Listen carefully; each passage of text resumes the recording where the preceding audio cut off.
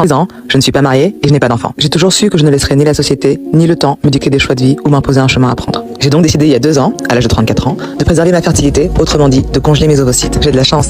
La France est le seul pays au monde où c'est pris en charge par le service. Les hommes donnent très souvent aux femmes des envies d'enfants, sans eux-mêmes avoir envie d'enfants. Ça, c'est le cas des femmes noires et les hommes noirs, qui veulent constamment être pères sans jamais avoir à supporter le poids immense de la paternité. Maintenant, ça c'est pour les femmes en général, blanches, maghrébines, peu importe. Dès l'instant où tu es une femme, écoute-moi s'il te plaît.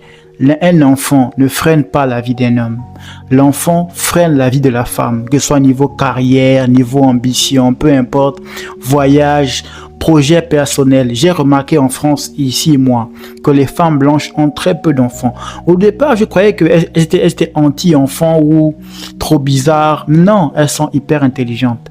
L'enfant est un frein pour la vie de la mère. Tous tes projets réduits à néant, ta vie entière dédiée, volée, offerte à un étranger qui va ensuite s'en servir pour grandir et s'émanciper au détriment de toi, ta propre émancipation. Cette affaire d'instinct maternel là, c'est du n'importe quoi. Instinct maternel, ça c'est des conceptions patriarcales, comme la garde des enfants. Attribuer la garde des enfants à la mère, c'est pas un plaisir. Être mère n'est pas un privilège.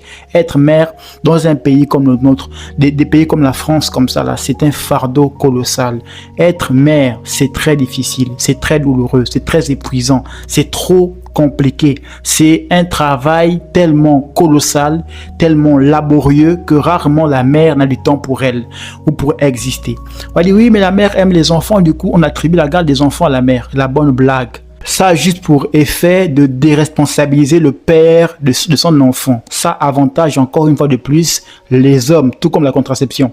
Parce qu'à travers ça, là, que non la garde à la mère, c'est une chose. L'homme sera contraint d'envoyer une pension alimentaire. 300, 400, 200, 100 euros par mois. C'est une chose, hein, mais c'est différent que de devoir assumer un petit garçon ou un bébé, voire un enfant, 2, 3 enfants, H24, 7 jours sur 7. La pression mentale, la charge mentale des mères célibataires est colossale. Surveiller la maladie, le stress de là où il est, les colères, les émotions, l'âge qui grandit, ce qui change. La mère, la femme s'épuise, se vide dans tous les sens du terme pour que cet étranger-là ait la meilleure vie, plus à l'aise. Il sera plus à l'aise et plus heureux que sa propre créatrice. Ça, c'est une conception purement sexiste et misogyne, voire patriarcale, du système patriarcal, qui a conclu que comme les femmes, d'après lui, les femmes sont nées pour être mères. Donc, comme les femmes sont nées pour être mères, c'est à elles de garder les enfants. Au départ, on voyait ça comme un privilège.